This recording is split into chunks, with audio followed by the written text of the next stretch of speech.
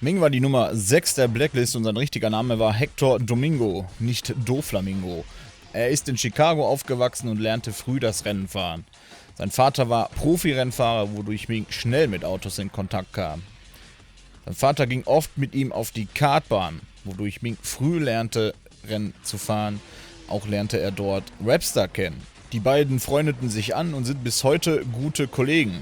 Sie waren gleich alt und als sie endlich selbst Auto fahren konnten, dauerte es nicht lange, bis beide mit der illegalen Szene in Kontakt kamen.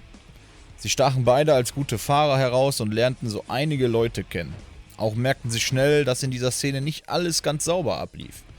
Sie waren auch ziemlich begabt darin, Informationen zu beschaffen. Irgendwann entschieden sie sich, nach Rockport aufzubrechen. Dort dauerte es nicht lange, bis sie in der Blacklist landeten. Und das lag nicht nur an ihrem Talent als Rennfahrer, sondern auch an den Informationen, die sie hatten. Immer mal wieder haben sie Rennen gegeneinander gefahren, um den Schein der Rivalität zu wahren. Sie zeigten nicht, wie gut sie eigentlich befreundet waren. Sie wussten über beinahe alles, was in Rockport los war, Bescheid. Sie hatten ein großes Informationsnetzwerk aufgebaut und viele der Rennfahrer in Rockport, die nicht in der Blacklist waren, lieferten immer wieder neue Infos, die sie aufgeschnappt hatten. Sie wussten, dass der M3-Fahrer betrogen wurde. Sie wussten, was mit Izzy's Bruder geschah. Sie wussten sogar, wer genau der Fahrer des Dodge Challenger war, durch welchen Izzy's Bruder verunfallte. Genauso war ihnen klar, dass Baron unschuldig war und waren auch schon dem Drahtzieher auf der Spur. Als Razor sich die Blacklist mit dem M3 hocharbeitete, ließen sie ihn an sich vorbeirauschen, ohne größere Probleme zu machen. Mit der Absicht, sich mit ihm gut zu stellen, um an noch mehr Infos zu kommen. Auch als der unbekannte Fahrer kam, machten sie untereinander aus, es ihm nicht leicht zu machen, ihn aber dennoch den Weg frei zu machen.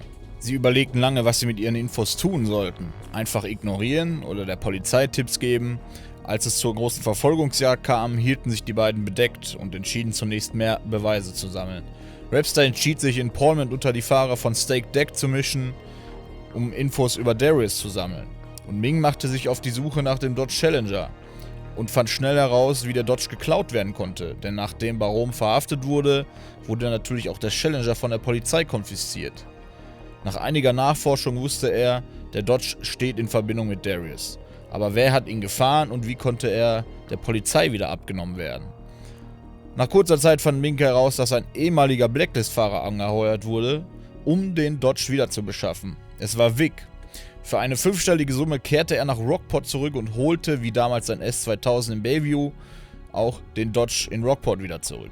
Ming setzte sich mit Vic in Kontakt und fragte nach Details. Vic weigerte sich zunächst aber, doch als Ming über sein Garagenversteck in Rockport erzählte, wo er sich während der großen Jagd versteckte und dann auch noch mit seinem aktuellen Wohnort anfing, wusste Vic, dass Ming genug weiß, um ihn in Schwierigkeiten zu bringen.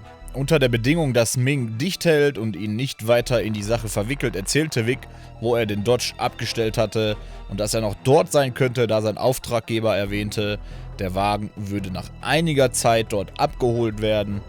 Ming machte sich also mit einem weniger auffälligen Wagen nach Palm City auf und tatsächlich, er fand den Dodge im Industriegebiet. Er lauerte einige Tage in der Gegend darauf, dass etwas passiert, bis ein Streifenwagen beim Dodge hielt. Er erkannte direkt den Officer. Es war Mercer, aber natürlich jünger, als wir ihn heute kennen. Als sich die zweite Person umdrehte, erkannte er auch diese. Es war Caleb, ein ungemütlicher Zeitgenosse aus Bayview. Ming kannte die Story zwischen ihm und dem unbekannten M3-Fahrer.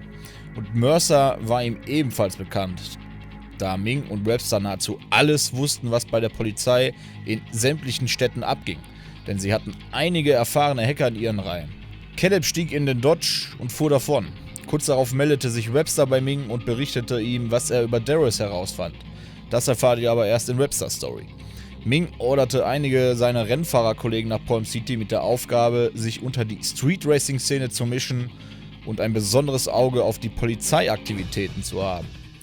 Zurück in Rockport fügten sie die Puzzleteile anhand ihrer neu gewonnenen Infos zusammen. Und schnell wurde klar, Baron war unschuldig und der Fahrer, der gegen Izzy antrat und letztendlich von ihrem Bruder verfolgt wurde, der dabei verunfallte, war Caleb. Und auch was Darius damit zu tun hatte, konnten sie herausfinden. Ebenfalls spielte Razor eine Rolle in der ganzen Situation. Sie merkten schnell, dass sie da in eine gewaltige Story getappt sind, in der viele Blacklist-Fahrer und Crews aus Portland verwickelt waren. Rapstar sagte, sie sollten einiges aufklären und der Polizei melden, was die Sache mit dem Dodge angeht. Was Darius angeht, sollten sie zunächst noch abwarten und Beweise finden, bevor sie riskieren, in sein Fadenkreuz zu geraten. Ming stimmte zu und rief Cross an. Er sagte ihm, er hat Infos zum Dodge und wer für den Tod des jungen Mannes in den Canyons von Pullman verantwortlich ist. Diese Info wäre gratis, um Vertrauen aufzubauen, doch Cross wollte wissen, wer er ist und woher er überhaupt seine Nummer hat. Ming ging nicht darauf ein und sagte, er habe sogar noch mehr interessante Infos über einige Vorgänge in Rockport und anderen Städten, die sogar Cross selbst betreffen und dass er sie preisgibt, wenn Cross dafür sorgt, dass einige Kopfgelder endgültig aufgehoben werden, die auf manchen Fahrern lasten, die er dann nennen würde, wenn die Zeit gekommen ist. Zunächst sollte er sich aber darum kümmern, die Sache mit dem Dodge Challenger aufzuklären. Cross sagte, na gut, wenn es sich bewahrheitet, was du mir hier erzählst, werde ich diesen Deal in Betracht ziehen. Ming erzählte Cross also, dass es Caleb war, der eigentliche Fahrer des Challenger war. Er verübte Anschläge auf Rennfahrer und darunter auch auf den unbekannten M3-Fahrer oder wie zuletzt bei Izzy, wobei ihr kleiner Bruder starb. Auch ließ er Cross Beweisaufnahmen zukommen, in denen man sehen konnte, wie der Dodge von Caleb abgeholt wurde. Was Mercer angeht, sagte Ming, Cross sollte in der Hinsicht noch nicht aktiv werden. Er würde ihm später mehr Infos zukommen lassen, doch würde es zum jetzigen Zeitpunkt nur ein Nachteil für Cross sein, wenn er sich dort einmischt. Cross ahnte bereits, in welche Richtung sich das Ganze entwickelt, doch kümmerte er sich zunächst einmal um Caleb. Da auf Caleb sowieso schon ein Kopfgeld ausgesetzt war, konnte er als Kopfgeldjäger Jagd auf ihn machen. Doch wie es weitergeht, erfahren wir in späteren Stories. Ja, das war's erstmal mit Ming. Ganz durch sind wir mit seiner Story noch nicht, aber würde ich jetzt weitermachen, würde ich zu viel spoilern, dann was noch in den folgenden Stories kommt. Als nächstes ist ja Webster dran, da erfahren wir noch, was er über Darius herausgefunden hat und sind ja auch schon in der Top 5 dann. Und ja, jetzt geht das Ganze schon 10 Wochen, da bedanke ich mich auf jeden Fall erstmal für den Support bei euch, ne? Ihr lasst immer fleißig Kommentare und Likes da, dafür bin ich dankbar und wir haben auch viele Abonnenten dazu gewonnen, also es freut mich, dass so viele diese Stories feiern. Ne, wie gesagt, natürlich einiges davon ist Fanfiction, ne, einiges ist Canon. Ne, ich versuche es halt immer so zu verpacken, dass es mit den Canon-Inhalten irgendwie noch vereinbar ist. Und ja, dann geht es in der nächsten Folge mit Webster weiter, dann sind wir schon bei JV und dann kommt ja schon die Top 3, Razors Crew. Und danach können wir uns ja schon mit den anderen Fahrern beschäftigen, wie Cross und so weiter. Dann haben wir noch Mia oder Eddie zum Beispiel. Und Darius, ja gut, Darius kommt halt noch, der muss kommen. Ich denke mal auch, der wird nach Razor dann kommen. Wie ich das genau mache, da wird es halt auch wirklich schwer für mich, das zu schreiben, weil ich quasi alles aus den Stories irgendwie vereinen und verpacken muss.